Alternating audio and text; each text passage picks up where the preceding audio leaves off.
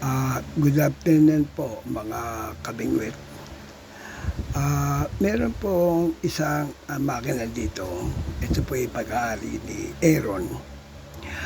At ang problema po rito mga kabingwit ay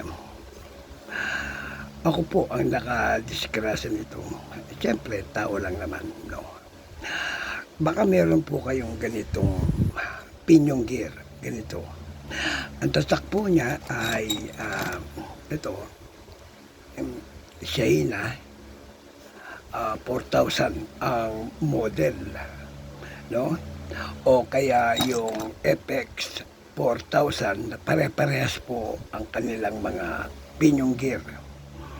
Ito po ay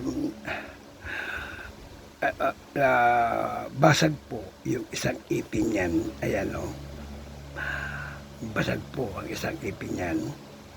Baka meron po kayong ganito na hindi na ginagamit o nakatago lang dyan sa inyo at medyo hindi nyo na kailangan.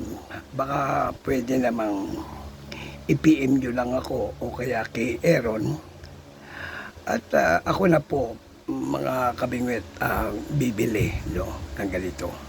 Kasi nga po, sa dami po ng aking mga gear, ayan o, abay, wala pong sumukat sa kanya. Meron, pero ang kanto po ay 6. Samantalang ito, 4 po ang kanto niyan. Ayan.